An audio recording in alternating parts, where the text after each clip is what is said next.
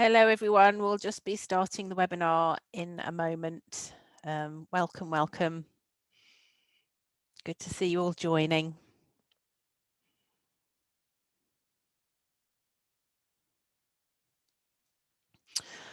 Okay, so hello everyone and welcome to today's exam catch-up webinar.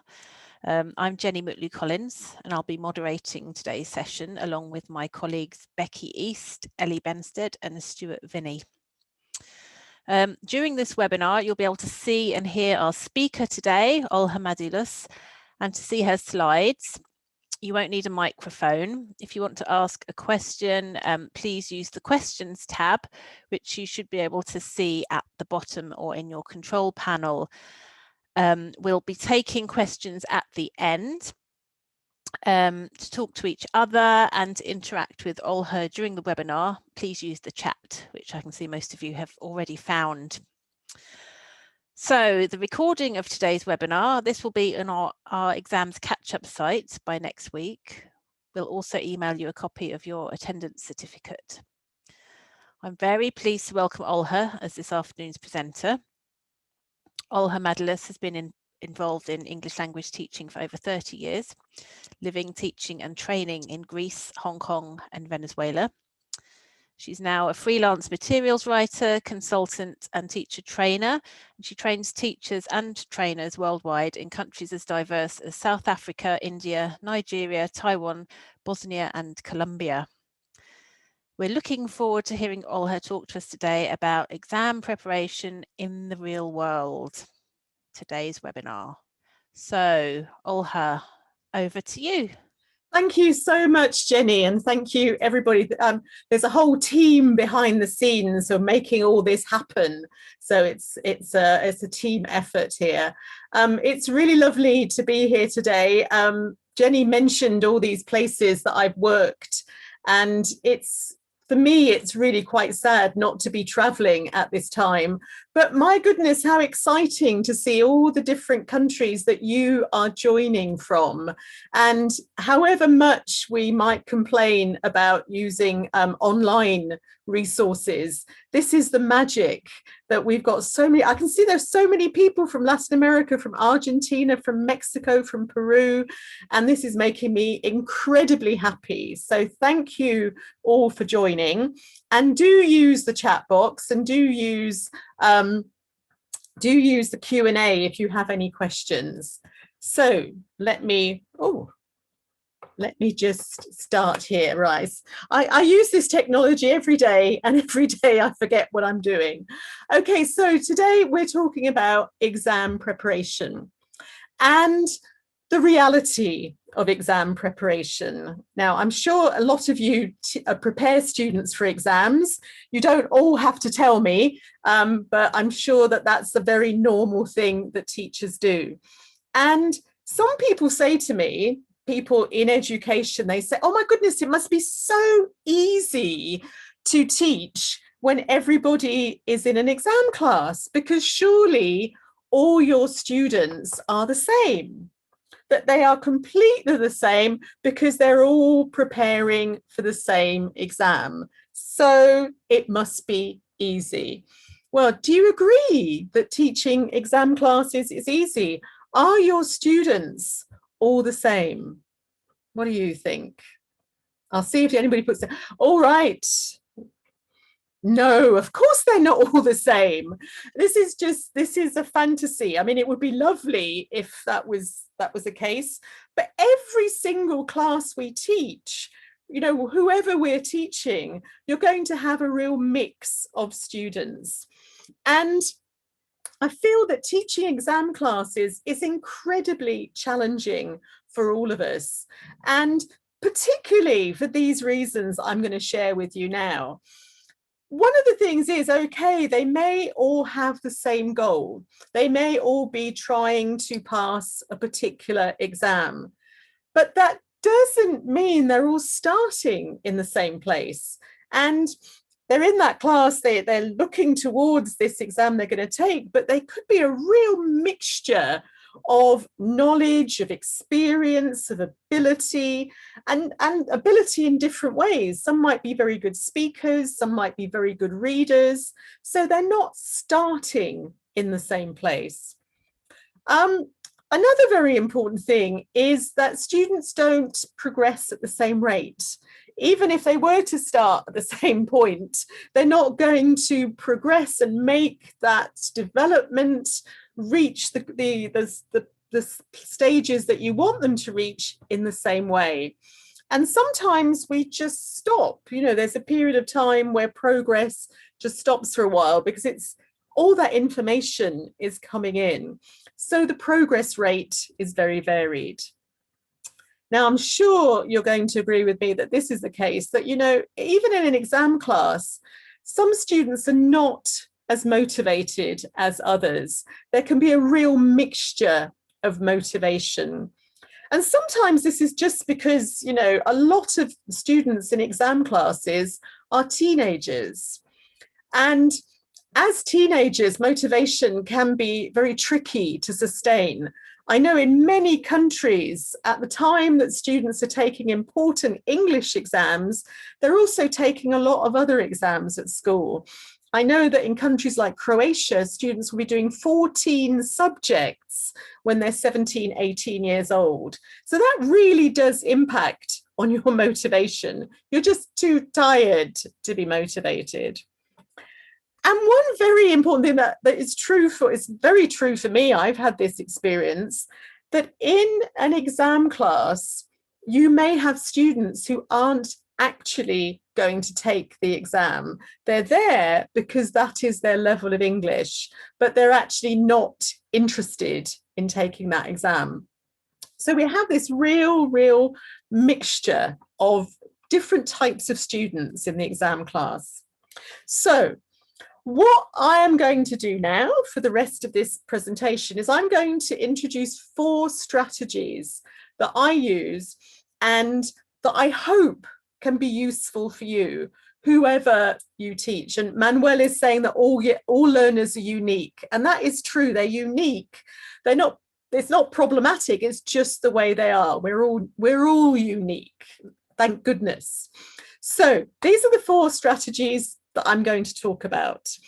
I'm going to talk about how we might be able to personalize that experience in the classroom because we are all so unique and different. I'm going to talk a little bit about dealing with mixed levels, of how you can have different strategies to deal with that. I'm going to talk about also what we do about exam practice. How do we make sure that exam practice is relevant for everybody and helpful for everybody? And I'm also going to talk about where life competencies, life skills fit in with our learners and with exam preparation classes. So this is where I'm going to go, and I hope this sounds interesting for you. First of all, I think it's really important to think about what the goals, what the aims of our students are. And I think this is a really interesting psychological phenomena at the moment, because I think for many of us, we're finding life very difficult because our goals have shifted and we don't really know where we're going.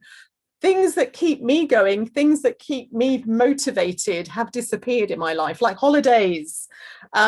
So goals are really crucial for us psychologically to have something to move towards. And if you don't know this book, this is a fantastic book. It's not specifically about English language teaching, but it's about motivation, which I'm fascinated in. And Martin Covington talks about this experience you have when you have a goal, when you want to do something, you want to succeed in a way, that it actually gives you this kind of energy. It gives you this kind of, you become brave. You think, I'm going to do this. I'm going to try and learn something. I'm going to try and achieve something. So having a goal is a very useful thing to have in our heads and in our hearts as well. And obviously, we said before, our students are unique, they're all very different, so their goals are going to be different. What they're doing in that class, why they're there, is going to vary. So it could be straightforward, I just want to pass this exam. I have to pass this exam for XYZ reason, not particularly interested in anything else, that's my goal. Fair enough. For many students, they do see that English is a very important factor in their lives in the future for study, for work. This is something that lots of students do see. So that's a very good goal to have. That's a very long-term goal to have. Hopefully, and I would like to think that my students feel like this, that they enjoy studying English, that actually English is a subject at school where they can do different things, where there's variety. Maybe they can listen to songs, maybe they can do drama, that there's something special about the English class and they want to be there. And there is that part of culture that is accessible to students through English, that, you know, many young people, younger students, teenagers, adults, want to access things like songs and TV and films. I mean, I'm sure that Netflix and these companies are making a bazillion dollars at the moment because we're all watching this because we can't go out dancing. So access to films, access to this kind of media is important through English. And for some students, they might feel, well, actually, some of the skills that I'm learning here are international. They don't depend on language. They may be building confidence, they may be developing collaboration skills that they feel have value. And that's something they want to do for the future. Maybe they want to be a diplomat, something like this. So I think well, somebody has actually said, yes, for some students, it's just, I'm here because my parents want me to be. But let's weave that into what I'm saying, because that is absolutely true, Meta. And it's, you know, this is where we have to look at making things personalized, making things relevant. And trying to pull out of students also, what more can you get out of this? Because if all they want to, well, they don't want to be there, if they are there because their parents want them to be there, can we inject some other goals? Can we discuss this and say, okay, what do I need or want from these lessons? What more can I maybe want from these lessons? So if your student just, oh, I've got to pass this exam because my parents say so, why not have a discussion? What else is useful about learning English? What else can it give you? Things that I mentioned before. And how am I going to do this? So I think this is a really good conversation to have at the beginning of a semester, at the beginning of a course, to say, what are our goals? Okay, taking the exam, passing the exam is one goal. What else can I get out of this? Do you want to watch movies? Do you want to listen to songs? Do you want to be a better communicator? So try and weave these things in, because as we will see, exam classes are not just about exam preparation, because we are preparing students for the world, for life. One of the questions, a very strange question or comment that I sometimes get from students, particularly the international students that I work with, is they say things like, well, the English in my course book isn't real. And, you know, they get this idea that there's something very traditional, very old-fashioned about language that they are learning to prepare for a Cambridge exam. And I think that's partly because this idea of Cambridge has such a history that they see it as something quite old-fashioned. And they will say, oh, well, this isn't real, you know, this is old fuddy-duddy Downton type English that doesn't actually correspond to their real life needs. And they'll say, you know, this is the English I want. I want up-to-date English. I want I was going to say groovy English, but I don't think that groovy is very modern anymore. So what we need to think about is, let's analyze this. What are they saying, and how do we convince our students maybe that the English they're learning in class is real and that they can use it in many different ways? So here is a quiz question. Okay, who were the top best-selling music artists in 2020? That's last year. Who do you think, out of the pop music, the young people's music scene, who was selling the most records or downloads? Oh, Sandra's come in with The Weeknd. We've got Billie Eilish, Ariana Grande. Yes, you're all youngsters like me. You know all the young people there. I think you know your music, guys. You do. So these are the 8 people. You haven't mentioned a few of them, but you've mentioned quite a few of them. This is up-to-date modern music that our students are listening to, and all the others that you're mentioning as well. And so let's look at these then. This is what they're listening to, and this is what they may be saying, well, this is what I want to know. Forget the lesson English. This is the kind of English I want. Well, I've taken an example of a song, and this is a song by Selena Gomez. And if you don't know it, do go and listen to it on YouTube or online, because it's a really lovely song. But I didn't want to risk the technology to play it to you. Now look at the lyrics. Is there anything really different in these lyrics to the kind of language that we would be teaching? Well, maybe there's a little bit of vocabulary that is unusual. But is there anything really, really weird and out there about this? Well, I don't think so, because what we can see here is we can see there's lots of lovely grammar, and this is the grammar that you would be learning in your exam preparation class. And I think this is a really good opportunity to use songs like this, because there's such a lovely selection of grammar. In class, what I might do is I might use this song, give the students the lyrics with those bits of chunks of grammar gapped, let them listen and fill in, and then talk about why do we use these different tenses in the song.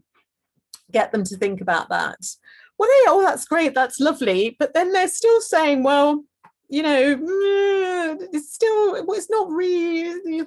They're always, my teenage students will always argue with me, but I really want to know, what is the issue? What is the issue that makes them feel that there's something about English that's different in songs, in movies? Well, I think I know. I think it's phonology that really becomes a barrier. And if you think about it, that, okay, when we read those lyrics, they're straightforward, but when you hear people speaking or singing, it suddenly becomes very, very different. And it's not just the pronunciation of the sounds and of words, but quite often it's the speed of things, the stress, the fact that sounds disappear. One thing you will hear me say 20 times a day is this: what am I saying? Do you know what I'm saying 20 times a day? I'm just waiting. Oh, there we go. I think somebody from Poland picked the post. Absolutely. I'd love a cup of tea. But I don't say I would love a cup of tea. I say I'd love a cup of tea. So my students are saying this is a different language. This is not the same. So I think it's really important as teachers to focus on phonology for our sake and for the students' sake, because they need to be able to decode what they hear in real authentic situations and link it to what they're actually studying. So do stuff on linkage. This is great fun. Students enjoy this in class. So you look at a sentence like this. How do you say it? You don't say, I want to eat an apple. It'd be almost impossible to say that anyway, but we link these things, and want to can quite often become wanna, because it's just quick. If you say it quickly, eater, napple. And then some amazing magic occurs, because then there's an extra sound. I want to eat, not to eat, to eat. W appears. And this is really important. The students really look at this and work out, what is it they're hearing? How does language change when we use it authentically, when it's real? Because it's not different to what they're learning. It's just the natural way of doing it. But let's spend time on phonology. So our students may believe that these are two different things: English for the real world, English for exams. So what I would like to try and convince them that there's a huge overlap, and they need to see that.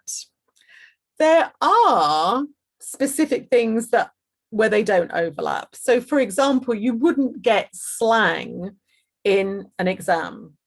And in an exam, there are certain things you have to be able to do that we would call exam skills. For example, understanding what the question requires. That's something I would call an exam skill.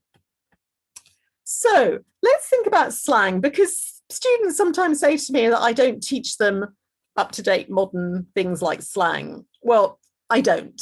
And for this reason, I think there's lots and lots of different slang. And even if you were to come to London, where I live, you would find that, in different parts of London, in different socio-economic groups, in different age groups, they would be using different slang. So there's such a lot of it. And part of the reason people use slang is so that other people don't understand them. It's kind of saying, we're elite, we're special, this is our language. So it's very difficult to choose which slang to teach. Occasionally, there are words that come up again and again that the students may hear a lot, and that are becoming part of everyday language. So a word like woke, which means that you are sensitive to injustice, you're sensitive to things like racism and sexism, that's become quite mainstream. So yes, we can talk about this, if it comes up in the lesson. Dope is just one of those words that is used for good. It's great, it's fantastic. Will.i.am is always using this. If students are really, really interested in particular slang, for example, they may be very interested in hip hop music, which uses a lot of slang, they can look it up. They can research it if that's what they're interested in. It won't be very useful in the great sphere of language use, but they may find it useful. There are lots of online slang dictionaries. You can get on Google, hip hop English. They can find all these things, the wonders of Google. And a very important thing about slang also is you can pretty much guess a lot of the time what the meaning of these words is. Oh, thank you, Pia. Yes, it's the Urban Dictionary. Thank you. Well done. Thank you all for reminding me of these things. So I think it's a really useful thing to be able to guess the meaning of unusual words, of words that you don't come across often. So that is something that I would do if I hear young people using slang in London and I don't know the word. I can pretty much guess it. Sometimes I don't want to know the meaning, to be honest. And unlike grammar, unlike most vocabulary, it goes in and out of fashion very, very quickly. When I was a state school teacher here in the UK, I would try and learn, what the kids were saying.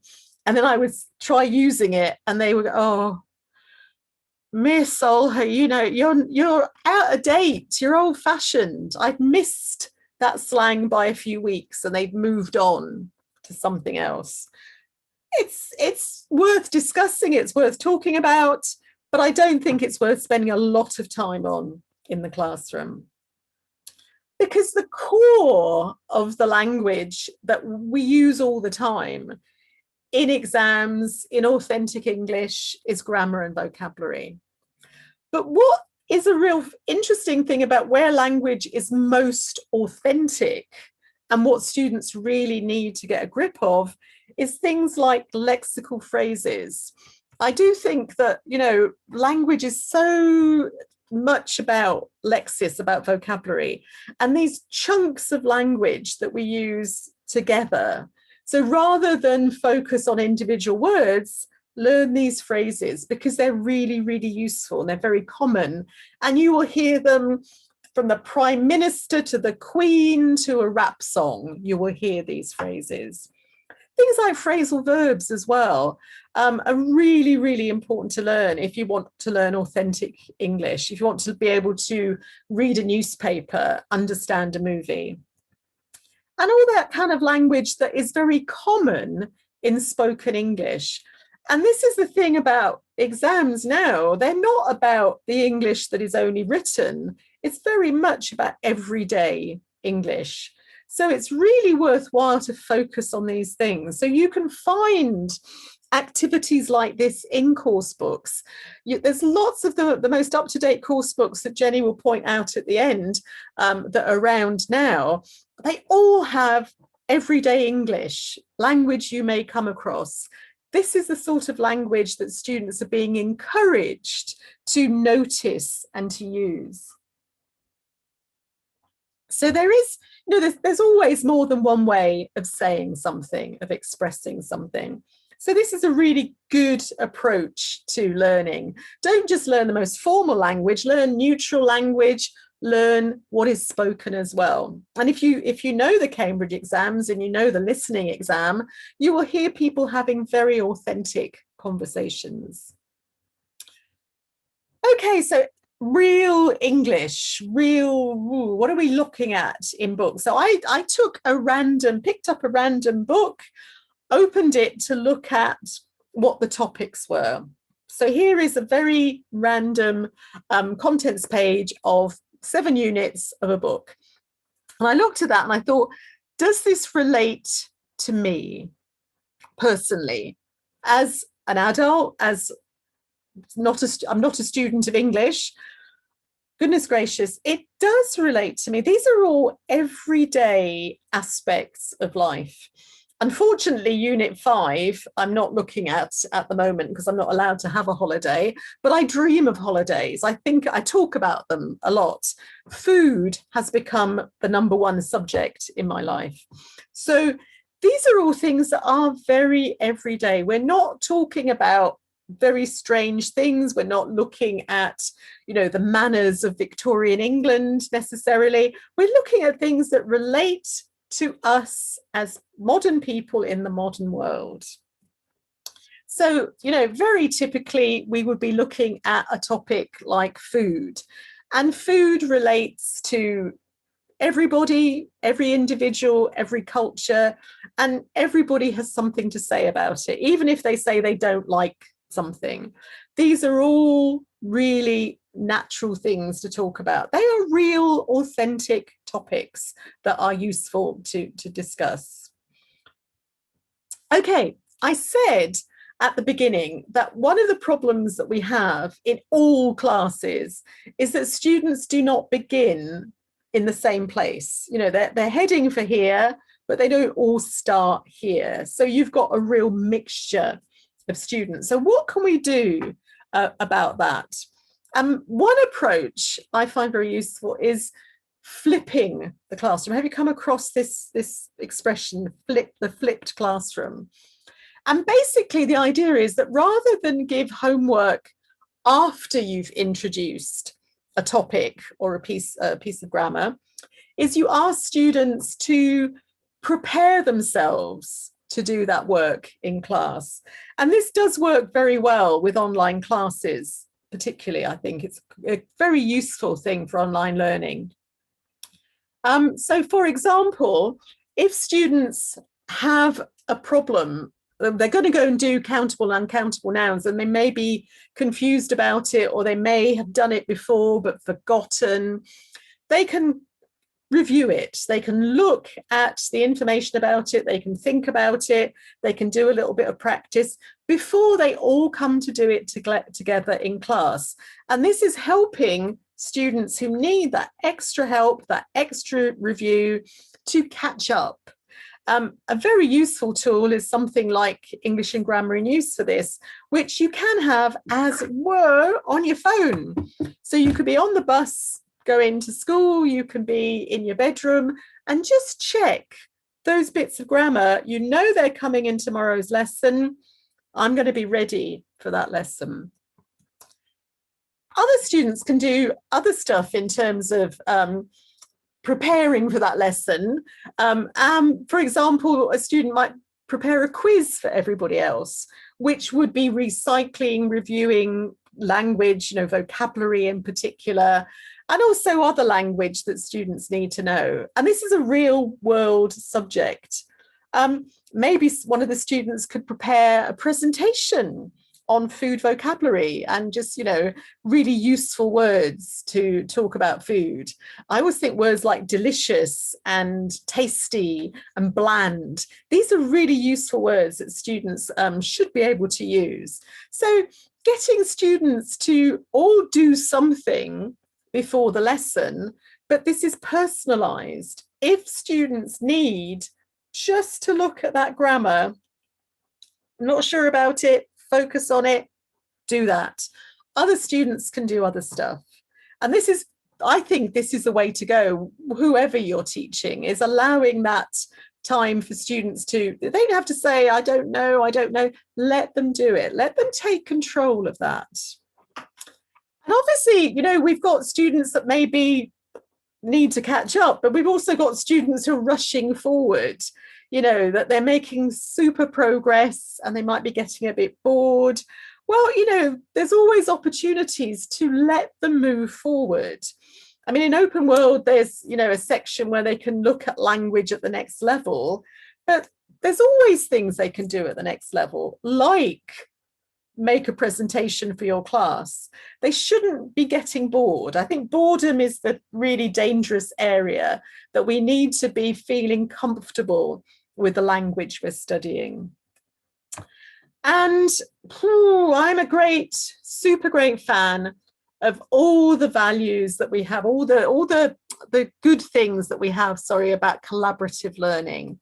Collaborative learning is really the perfect spot for helping students who are at different levels to work together and to share, because I think everybody benefits from pair and group work. The students who need extra help get the extra help from others, from the knowers. And the knowers, they actually feel really good about helping their mates, about helping their classmates. They kind of, oh, I know that. And sometimes, and I found this a lot because, as Jenny said, I've worked in many different countries. When I worked in Hong Kong, my Chinese was very little Chinese. But when students explain things to each other in their own language, you can listen. I know that they are actually really helping each other, and you can see the benefit of that. So, it's okay, it's an exam class, but it's not an exam situation. Collaboration rocks. And this also can work really, really well if you're teaching online, allowing students to just have a little, their own little Zoom meeting. Or if you're using Zoom, use those breakout rooms to let them work together. I think it's really great, and it gives us a break. Come on, guys, have a break. In terms of personalized learning, also, I think, any type of homework, and now sometimes it's 100% at home, but you can allow students to study in different ways and study different things. So there's so much stuff accessible. I just think you know, of all the times to have to go online, you know, 2020, 2021, we are so lucky because there's so much that we can use. And there's so many things, like, I mean, the phone apps, like I said, English Grammar in Use, you can have a phone app, but there's lots of stuff out there. Just go on to the Cambridge University Press and Cambridge Assessment websites, and you'll see how much stuff there is there.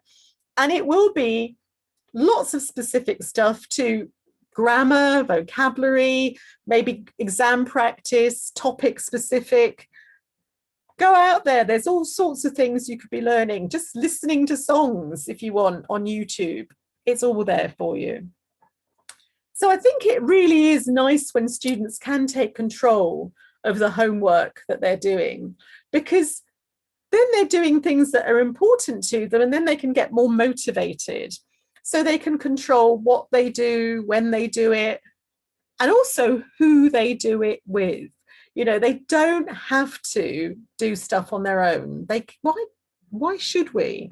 We're so isolated at the moment. Really encourage them to work together. Now, one aspect of exam preparation classes is this idea of doing exam practice. And I have worked in countries where, you know, teachers seem to believe that the more exam practice under exam conditions is a good idea, and that, you know, let's have lots of silent exam practice in class. Well, I'm not a great fan of this. If you just get your students to just keep taking the exam, they're not going to do well, because they haven't learned everything they need to know yet. And you get them feeling very negative. Oh, I'm just a failure. And so this is something we want to avoid, because they're going to lose confidence, lose motivation. And I do believe it's a waste of time. Occasional things just to check timing, just to make sure they know what they're doing. But don't spend all that. You're in class. This is a valuable opportunity for everybody to work together, to communicate, to practice speaking, all these important things, not for exam practice. And if some students are not preparing for the exam, they're going to feel really out of it. They're going to say, what the am I doing here? I don't want to be here. This is not the place for me. But you can do exam practice. So for example, let me give you a few ideas of what you can do with multiple choice kind of things. My students love me when I say we're going to do a listening without listening. So I give them the questions, just the questions, and if I've got time, I take out the options, so they just get the question without the multiple choice options. And we read the question carefully, and then I just get them to guess. What do you think is going to happen? What do you think? How did this Dr. Stockley get her research about people using the internet? Where do you think? Where would you go? And then they brainstorm it, they discuss it, they come up with different ideas. If you were Dr. Stockley, what would you do? Then I give them the options. And again, they try and guess. And you just really get them doing 90% of what you do in a listening. As Pia said, predicting. But not just prediction is like, there are fireworks going on in your brain. You're predicting the language you might hear. You're predicting the context. You're firing up all these bits of your brain to be ready to listen. So when you do listen, it makes sense. And the funny thing is, I'll say, we're not going to listen. By the time we do all this, they say, can we listen now? Can we check? So that's quite a nice thing too. Absolutely. As Katerina said, you're also allowing them to use all their background knowledge, because when they're in exams, suddenly they know nothing. They're kind of blank slates. So this is a really good activity to get them thinking. Another nice activity I do, well, I say it's nice, my students seem to like it, is do competitions with multiple choice. So very straightforward. You've got your reading text, your multiple choice questions. So what you say is that get into groups, 3 people or so in a group, not big groups, so everybody gets a chance to speak. And I'll say, okay, so I might give a time limit similar to the exam. So, okay, you have 15 minutes, 10 minutes to read the text and answer the questions. Now, this is the really interesting part, when they're reading it together, when they're discussing, when they're collaborating, when they're helping each other. And then they choose the right answer and they write it on a card or a piece of paper. And when you're checking the answer, they hold up what they think their answer is. And you count the right answers. And it's the counting part, the competition part is just for fun, but you're still going through the process of what you do in the exam. But everybody is benefiting because you're benefiting from the collaboration and you're helping everybody go through that process, because somebody will say, no, look, here's the answer. It's saying this, or look, this is a negative, so that's not the right answer. And you're really helping them develop those skills. Anybody who's not preparing for the exam will still be practicing reading, speaking, listening, thinking, negotiating, all these skills. So I think it's really important that we do practice all these things, and they do get to practice exam skills, but they can be done in a very collaborative, interesting way where everybody benefits. It's not just, oh, I got 1 out of 5. I got 5 out of 5. That's not really teaching, that's just testing. Okay, my last point, my 4 strategies, was looking at the idea of life competencies or life skills.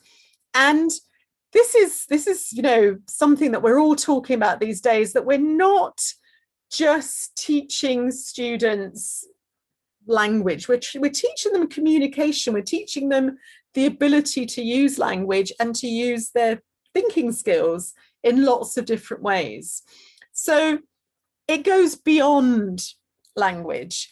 And I think a lot of students who maybe think, well, I'm not so sure about the English, we can get them hooked on these ideas, because these skills are universal.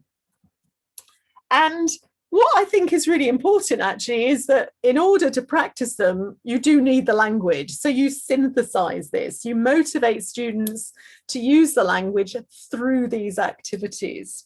So there are things, like writing reports, collaborating to discuss something, making presentations, talking, this particular, I really like this idea of talking out loud, making presentations, making your point, that using language for a purpose, to persuade people, to explain, and building up that confidence. So whatever language you want to use eventually, these are going to be fabulous skills. But this is a really nice thing to do. I mean, I'm just such a fan of presenting and getting people to use language for a purpose in class. So as I say, presentations are something that I'm a real fan of, because students can also see there's a purpose to this. It's not just, yes, it really is useful for your exam preparation, because you have to speak in your exam, and the presentation involves vocabulary and grammar, phonology, all these things, but it makes you think beyond just a small box that you might be in. It gives you this kind of meaningful purpose to what you're doing. And they can choose things they want to talk about. They can personalize it as well. These are just suggestions in the books. And when you come to the end of a lesson, we talked about, before you start the course, you talk about your aims. I love a review at the end of the lesson, a review where students can actually think about, what did they do and how did it help me? What was it, how do I benefit personally from the lesson? So using these kind of what they call them sentence stems, fragments of sentences is important. I think it's very useful. Because you don't just say, how was that lesson useful? Give them this. What? So for example, listening to a song is useful for me because I love listening to songs in English and it helped me. I enjoyed this lesson because I worked with the other students. This helps me in part 3 of the exam and I needed that help. That's a good one. Next one's a good one. I like the teacher to help me with, because I'm still having problems with this. I can bring something to the next lesson. So seeing this, involving them more rather than them being passive learners, saying, right, come on, take a bit of control here. Think about it for yourselves, because that I think is very motivating too. And it's also when they go, oh, wow, yes, I get that. I can see why that was useful. This awareness is really important. This helps them grow up. And, you know, we're not working with machines. We're working with young people a lot of the time. Even if we're working with older students, still useful. I'm finishing with this quote, and it's a very old quote, but I do think it's really important that, you know, students get disillusioned because they don't see the point of what they're doing. And I have heard that. I think I've said it myself when I was at school. I thought, why am I doing this? This is point. Well, I remember when I was doing Latin at school, I felt this. No one explained it to me. No one, the teacher never said, let's discuss why this is useful. But I think our students need to see the value of what they do beyond just exercise 3, page 42. They need to see how it links to them. It needs to see how it links to the world and maybe their futures, how they can use it in the future. So I'm very aware of time. I think that was my last slide there. Oh, it's not my last slide. Here's a late Christmas present. I have a blog. I put lots of things up on my blog. There are lots of ideas for activities for primary and secondary. So please do go to my blog. It's free, and you can find things there. And you can contact me through the blog. So these were my images, and now it's time for questions. Yes, and thank you so much, Olha, for such an interesting session. You packed so many useful points into that, and I've seen that acknowledged in the chat as we've been going through. Really good tips for combining exam and real-world English, and just taking away that veil that's between them. It's not really real at all, is it? No. So everyone, we are going to have some questions in a moment. So if you do have any questions for Olha, could you please put them in the Q&A box? So not the chat, but the Q&A box. Somebody's just asked to see my blog address again. So if you could just go back one slide, Jenny. Yes, okay, yes. We've slickly swapped control here, Olha and I. So I need to actually it's very easy to go back. Yeah. Next one, and I the think. blog. Yeah. There you go. There's only one person with my name on Google, so I'm really easy to find. So that's it. Yeah. Okay. Oh, there's a few questions coming up. So. All right. While you're typing in your questions, I was just going to give you a quick overview of some of the new titles that we've got.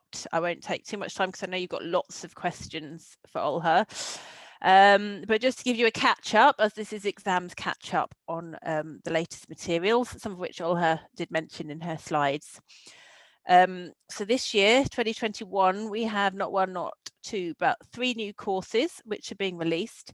Brand new editions of Complete First and Compact First, and a new level of our innovative series, Open World. Let me just check, I can go on to the next slide. Yeah, so Open World itself is the course that takes you further. It is really great for combining general English with thorough exam preparation, and it's suitable for school-age students and older. So the real world situational language targets life skills in the way we've been discussing in this webinar. The new level this year is for C1 Advanced. All of the new courses that I've just mentioned, Open World Advanced, Compact First and Complete First, Third Edition, come with the brand new Cambridge One digital pack.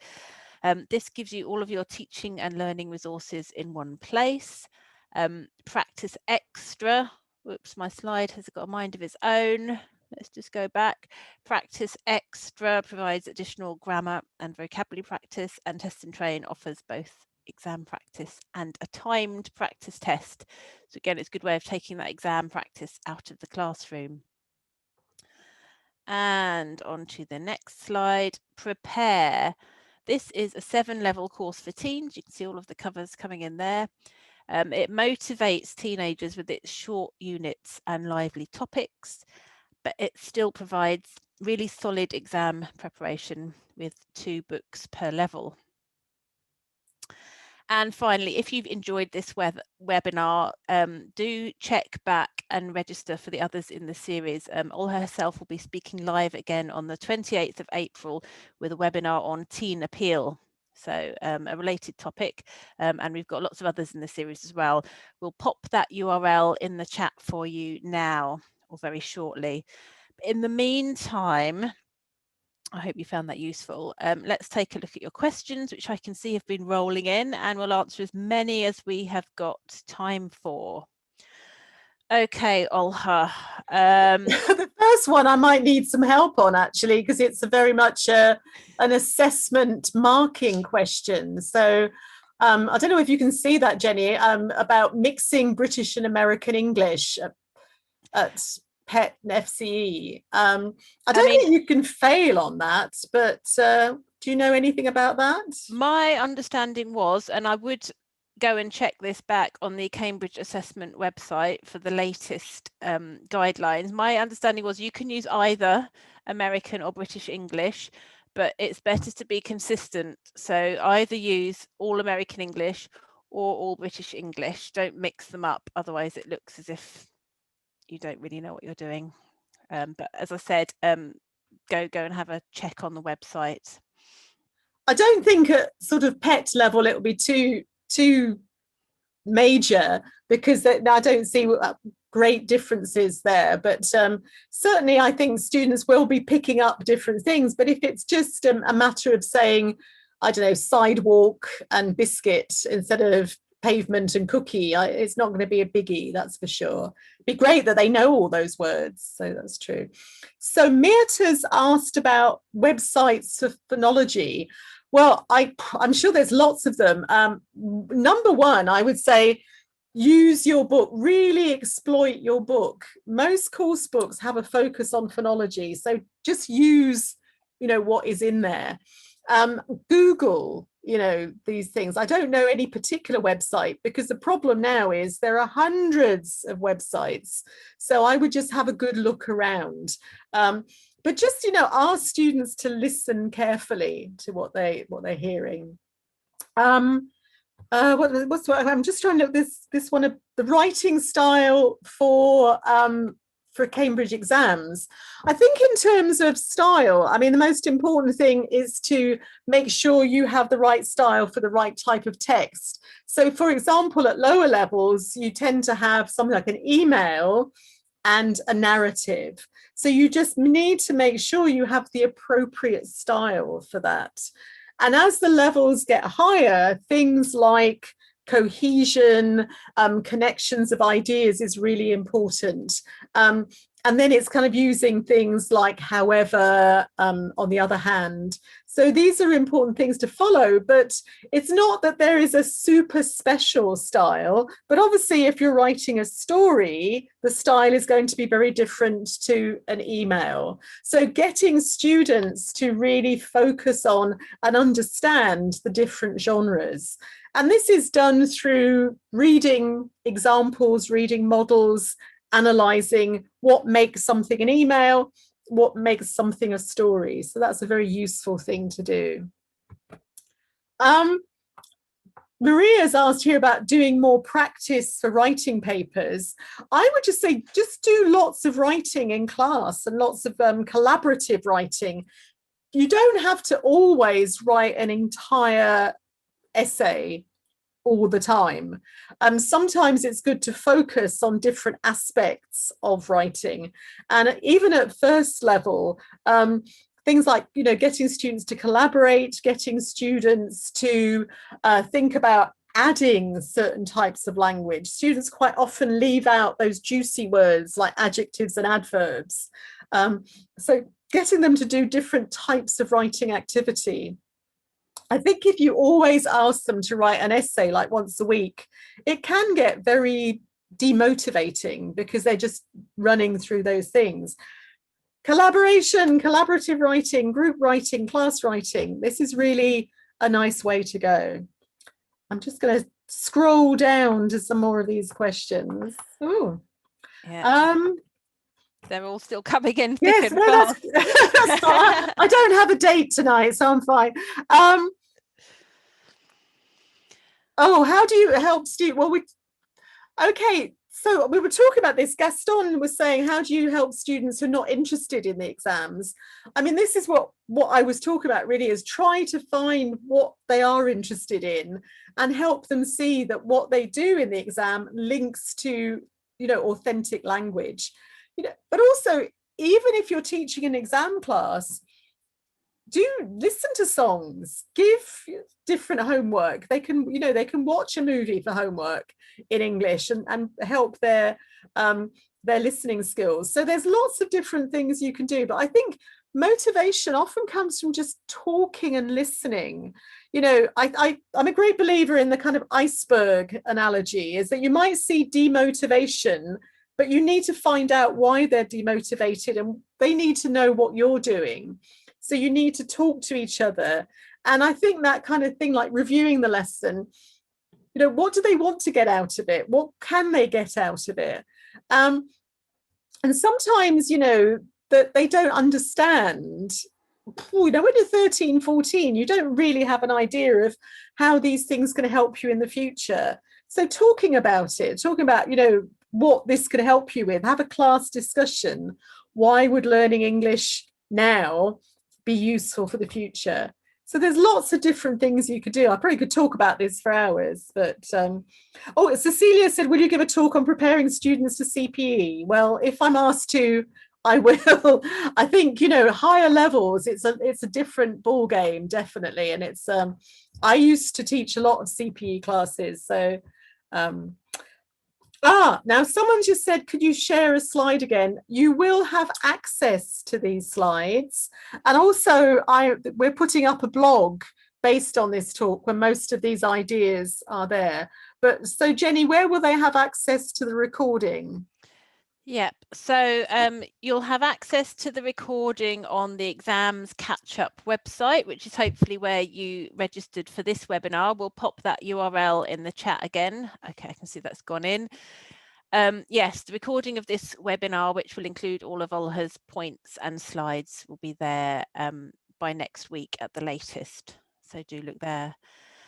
And we've got about 2 minutes left, Olha. Is there any other questions you wanted to pick very quickly? Well, Julia, I think it's Julia or Julia has said, what about if you have very small classes of, say, 5 students? Sometimes there's only three or two of them. How do you organize discussions? A nice thing to do is to get them to do role plays to make it more interesting, to say, don't just say what's your opinion, but actually tell them that they are somebody with a particular opinion, to vary it. I think that's a really useful thing to do. But yeah, that is quite tricky if you only have 2 students for a discussion. So I do think speaking can be very difficult, but just make speaking natural. Just have some speaking in every single lesson, and they're doing different types of speaking for different reasons. Really encourage them to speak all the time in English as much as possible, and that will give them some different, a different purpose for using language. Things like the gambits that we use, like, well, what do you think? And in my opinion, I don't agree. That's interesting. All this kind of language can be fed into a lesson and can be used in the lesson, in real life, and in the speaking exam too. So this is really, really useful. Yeah, thank you. Thank you so much, Olha. And everyone, I think that's about as much as we've got time for. We're nearly on the hour. But do, as we said, check back on our exams catch-up page for further events. We've got one next week as well. Recording will be live next week. You'll get your certificates by email. And yeah, thank you, Olha. Thank you, Jenny. Jenny. Great webinar. Thank you everyone for coming, and we hope to see you again sometime soon. Okay, enjoy the rest of your days. Bye.